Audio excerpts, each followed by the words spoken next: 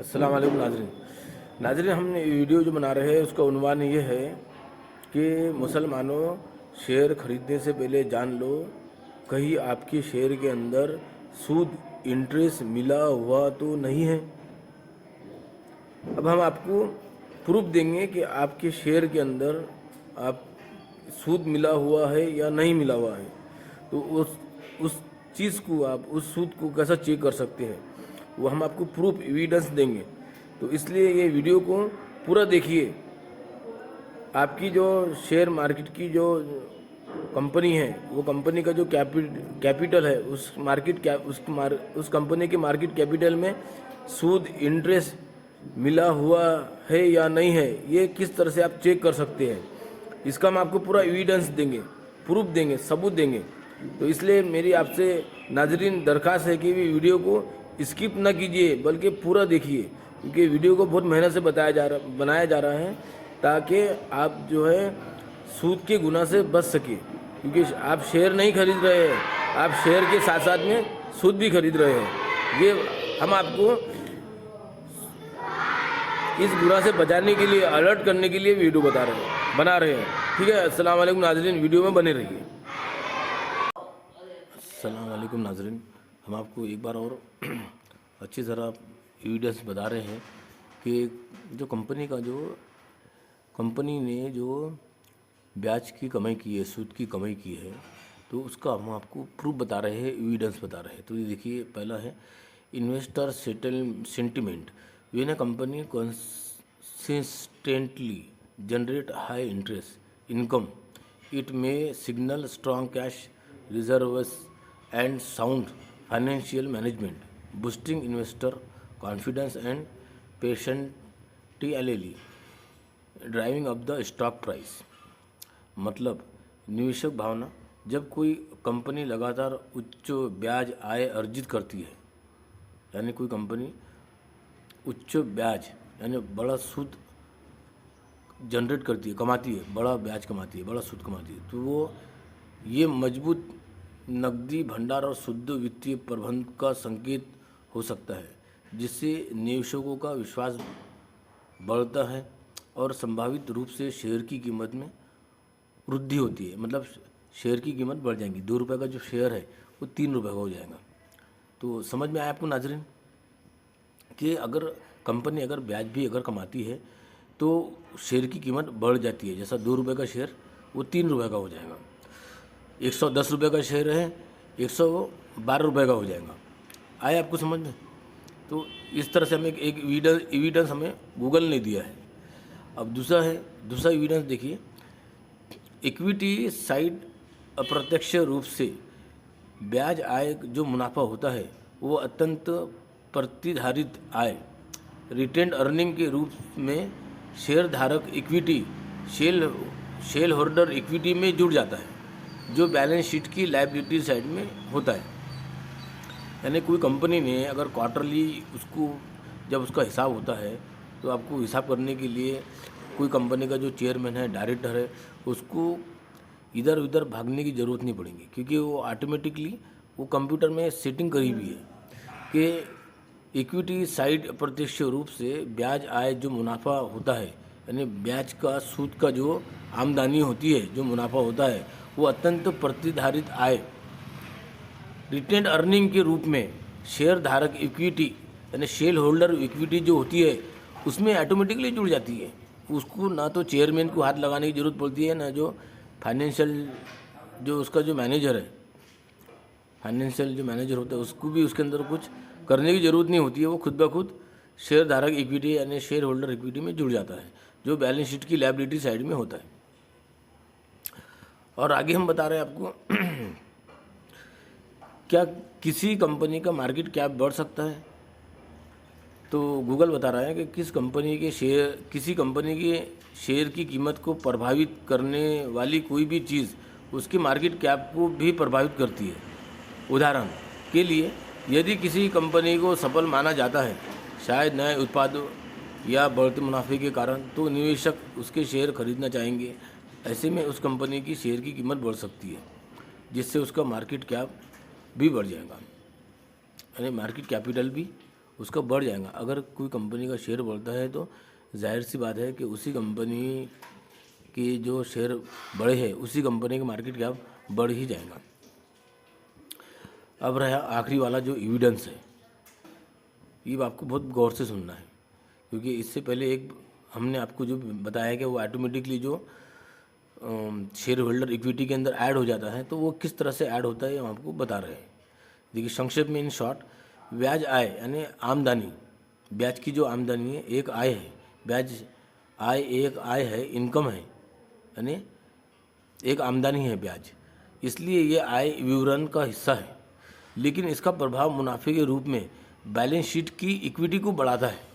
Balance sheet जो होती है उसके अंदर जो इक्विटी होती है, यानी इक्विटी यानी जो शेयर होते हैं, उन जैसा किसी कंपनी के 5,000 शेयर है तो वो 5,000 शेयर नहीं, बल्कि जब बैलेंस शीट में हो जाएंगे 5,200 शेयर।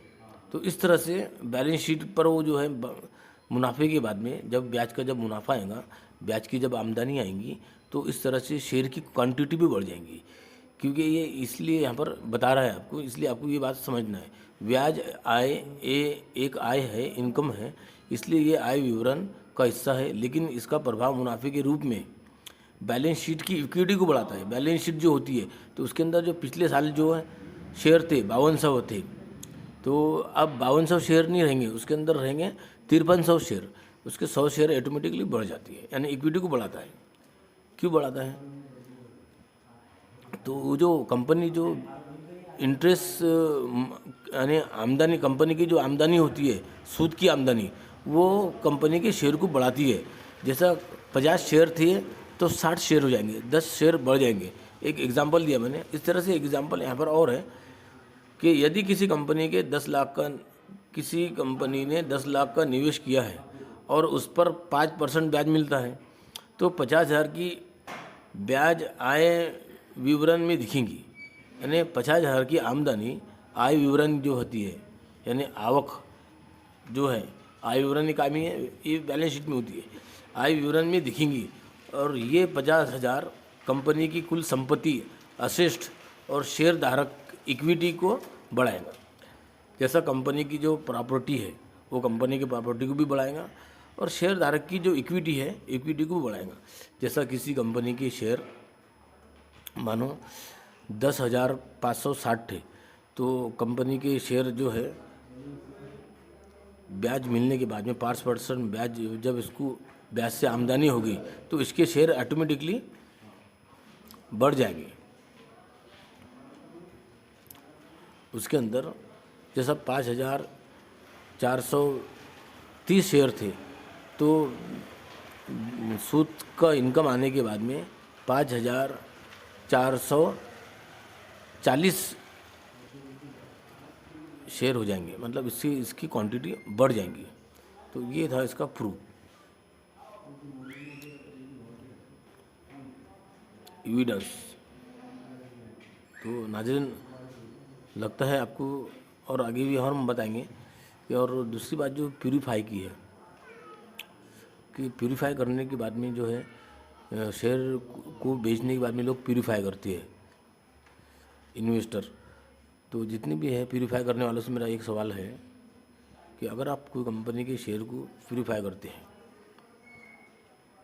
बनाया हुआ जो एप्लीकेशन है उससे आप आपके मुनाफे को प्यूरीफाई करने के लिए कोई उस एप्लीकेशन का इस्तेमाल करते हैं और आप प्यूरीफाई करते हैं, तो मेरा आपसे एक सवाल है कि देखिए आपको ये दिख रहा होगा, एक इन्वामेंटल, ये मैंने ख़रीदा था इसे जब इसका 2115 रुपये प्राइस था। देखिए 2115 रुपये प्राइस था इसका, तब मैंने इसे ख़रीदा था 7 पीस, और इसे बेचा मैंने 2400 का। जब ये हो गया था, जब ये 2400 रुपये में जब चले गया था, 2100 रुपये का शेयर, 2115 रुपये का जो शेयर है वो 2400 में चले गया था, तब जाके मैंने इसे बेचा था। तब जाके मुझे प्रॉफिट मेरा बुक हुआ था 1992 रुपये, यानी 1992 रुपये मैंने प्रॉफिट जनरेट किया था। तो 1992 जो मैंने कमाया था, जो मैंने कमाने के बाद में एक एप्लीकेशन पर, मुसलमान का एक एप्लीकेशन है, तो उस पर मैंने, मुस्लिम एप्लीकेशन है ये, एक मुसलमान ने बनाया था एप्लीकेशन, तो उस पर मैंने प्यूरीफाई किया था। तो 10 या 20, ऐसा तो मुझे याद नहीं है अभी, 10 या 20 रुपये मैंने वहाँ पर सदका दे दिया था। तो मैंने उसको प्यूरीफाई कर लिया था 10 या 20 रुपये देकर, यानी 1992 है। तो 1992 रुपये है, तो 1900, ऐसा समझो कि मैंने 1950 रुपये यूज़ किया था, बाकी पैसा सदका कर दिया था। 1950 रुपये यूज़ किया था और बाकी जो पैसा है मैंने सदका कर दिया था।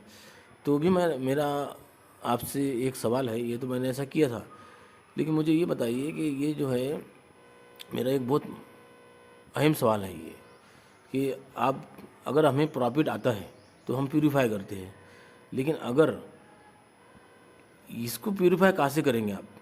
जो सबसे पहले शेयर ख़रीदा था मैंने 2115 रुपये का, अब मेरा सवाल आपसे ये है कि अब 2115 जो मतलब शेयर जब हमने शेयर ख़रीदा था तो 2115 रुपये का प्राइस चल रहा था उसका, लेकिन उस शेयर को प्यूरीफाई अपन नहीं कर सकते ना। क्यों नहीं कर सकते? क्योंकि वो शेयर अभी अपने ख़रीदने के बाद में जब उसको प्रॉफिट होगा तब अपन उसको प्यूरीफाई करेंगे, लेकिन इसको अपन प्यूरीफाई नहीं कर सकते, क्योंकि कंपनी के लिस्ट में जो शेयर मार्केट का जो रेट चलता है, वो रेट में तो ये इसका प्राइस आ चुका है 2115। मतलब अगर मेरा सवाल ये है कि अगर 2115 में अगर इसमें अगर इंटरेस्ट मिला हुआ है, तो इसको दुनिया की कोई ताकत इसको 2095 रुपये के अंदर हमें नहीं दे सकती, क्योंकि हमें इसका जो रेट चालू है BSE पर, वही रेट से इसको ख़रीदना पड़ेगा। तो मेरा ये कहना है आप लोगों को, आपको समझ में आ गया होगा कि हम जो शेयर है, जैसा ये 2400 रुपये का शेयर है, इसको हमने प्यूरीफाई कर लिया बेचने के बाद में, ये प्यूरीफाई हो गया, लेकिन मेरा सवाल आपसे ये है कि जो 2115 है, इसको आप प्यूरीफाई कहाँ से करेंगे? मेरा कहने का मतलब ये है, मेरा सवाल ये है, मुझे इस सवाल का जवाब कोई दे नहीं सकता। दुनिया के अंदर कोई ऐसा बंदा नहीं है शेयर मार्केट के अंदर, वो कितना भी मतलब ओल्ड हो, दिग्गजों के अंदर नाम आता है उसका, लेकिन मेरा सवाल का ये जो जवाब है, वो जवाब कोई दे नहीं सकता।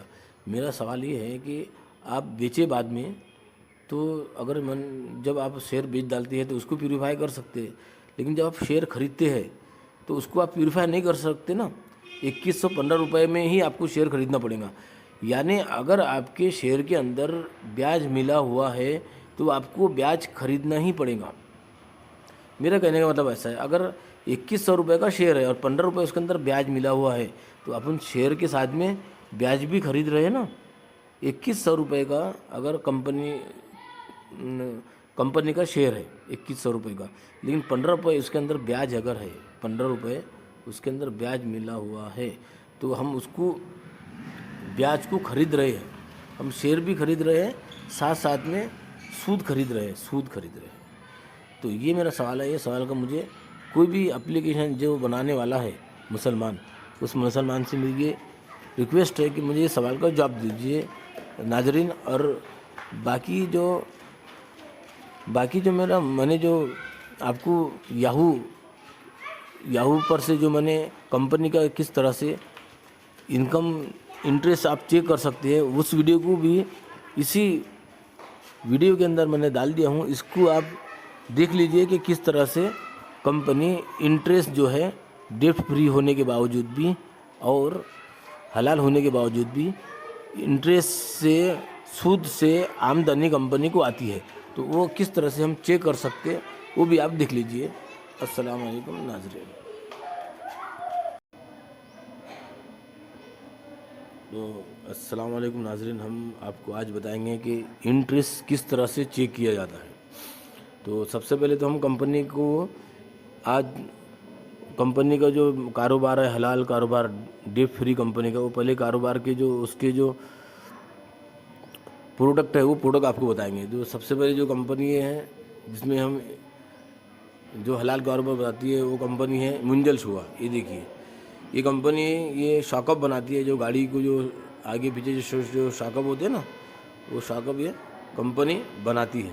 ये देखिए, जो गाड़ी में जो पीछे जो शॉकअप होते हैं, आगे जो शॉकअप होते हैं, वो टोटल कंपनी का बिजनेस हलाल है। ठीक है। अब दूसरी कंपनी का हम आपको बताएंगे। दूसरी कंपनी पर है हमारी जो डेट फ्री है और जिसका कारोबार हलाल है। ये जो लकड़ा चिपकाने के लिए जो फेविकॉल बनता है ना, तो वो कंपनी बनाती है ज्योति रिसेंस। तो फेविकॉल टाइप जैसा एक पेस्ट बनता है, जैसा फेविकॉल कंपनी अलग है और एक ज्योति रिसेंस कंपनी की यूरो को नाम से फेविकॉल बनाती है। मतलब फेवी केमिकल चिपकने वाला, लकड़ा चिपकने वाला। ठीक है। इसका भी कारोबार हलाल है और ये भी कंपनी ड्यूटी फ्री है। और जो हमारी फेवरेट कंपनी है किन्नामेंटल इंडिया, तो ये जो है, ये जो टूल्स की जो ड्रिल मशीन की जो अंदर की जो टूल्स होती है, वो टूल्स, ये इलंकी पाना और टूल्स, ये सब वो कंपनी बनाती है। ये भी कंपनी डेट फ्री है और हमारी फेवरेट रही है और ये हलाल है, हलाल कारोबार है इसका। तो अब हम ये देखेंगे कि कंपनी पे ये डेप्ट नहीं है, इसका सबूत क्या है। तो सबसे बड़ा सबूत हम आपको पहले ही बताएंगे।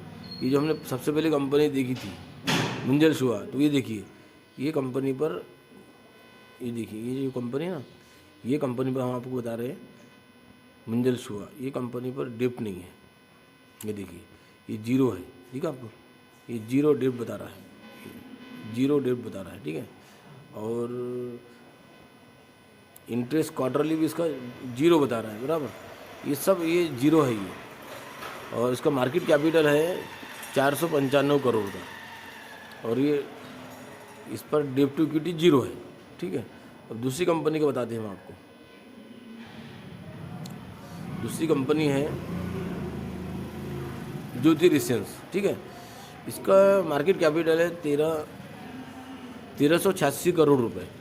1386 करोड़ रुपए की कंपनी है और इस पर डेट टू इक्विटी है जीरो और इंटरेस्ट क्वार्टर है इसका जीरो। ये सब, ये टोटल हलाल कंपनी होने के बावजूद में इस पर जो डेट टू इक्विटी है वो जीरो है। बहुत अच्छी बात है। तो अब हम आपको जो तीसरी हमारी कंपनी बता रही है, जो हमारी फेवरेट रह चुकी है, जिसका नाम है किन्नामेंटल इंडिया। तो ये देखिए, ये डेट टू इक्विटी जो है इस पर जीरो है। उसका मार्केट कैपिटल देखिए 4777 करोड़ रुपए का, 4777 करोड़ रुपए का मार्केट कैपिटल है इसका और डेट टू इक्विटी इसकी जीरो है। और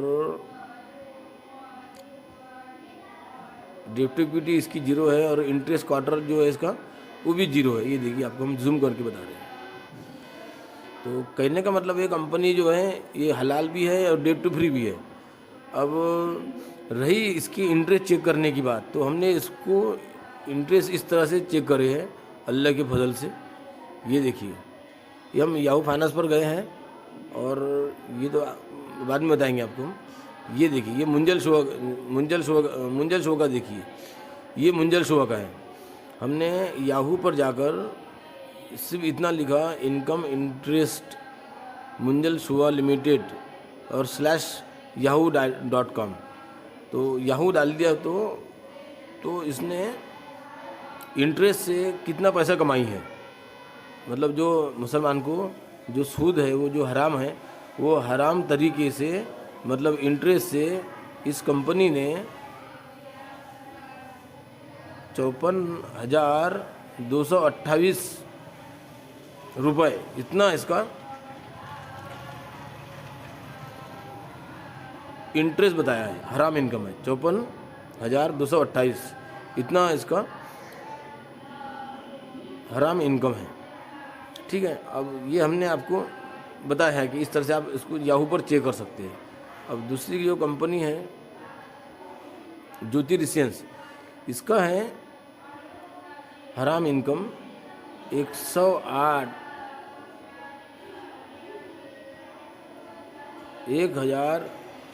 10,08,194 10,08,194, ये इसका हराम इनकम है, इंटरेस्ट इनकम, सूद का इनकम। तो हमने आपको ये बता दिया है कि आप इसको चेक कर सकते हैं याहू फाइनेंस पर, ये देखिए जो साइट है याहू की, याहू पर आपको, यहाँ पर आपको गूगल पे टाइप करना है जो भी कंपनी का नाम है, इनकम इंटरेस्ट फलाना कंपनी, ज्योति रिसेंस कंपनी, स्लैश मार देना है आपको और याहू लिख देना है। याहू फाइनेंस भी लिख दिया तो भी चलता आपने। उसके बाद में जो हमारी जो तीसरी कंपनी है जो हमारी फेवरेट टी, तो उसका भी हमने इनकम इंटरेस्ट चेक करे हैं। तो वो ये देखिए इस तरह से हम आपको बता रहे हैं। ये देखिए ये कैंडामेंटल, इसने भी जो है 10,000 रुपये, 10,000 इसका इंटरेस्ट इनकम बता रहा है। और इसका मार्केट कैपिटल भी हमने आपको बताया है। मार्केट कैपिटल में अगर ये 10,000 रुपये इन लोगों ने अगर डाल दिए, जो कंपनी के डायरेक्टर लोग रहते, मैनेजिंग डायरेक्टर जो रहते हैं, अगर उन्होंने डाल दिए तो इसकी कैपिटल में भी हराम इनकम जो है घुस जाएगा। फिर हम जाहिर सी बात है कि हम हराम कंपनी का जो प्रॉफिट जिस कैपिटल में मिला हुआ है, मतलब इसका कैपिटल और हराम प्रॉफिट जो है इसमें अगर मिल जाएगा, अगर इनके डायरेक्टर लोगों ने वो प्रॉफिट इसके अंदर मिला दिए, तो फिर हम तो वो कंपनी के अंदर जो इन्वेस्ट करेंगे वो तो मतलब वो कंपनी हमारे लिए टोटली उसमें इन्वेस्ट करना हमारे लिए फिर वो जायज़ नहीं हो जाएगा ना, वो नाजायज़ हो जाएगा। तो ये इस तरह से आप चेक कर सकते हैं।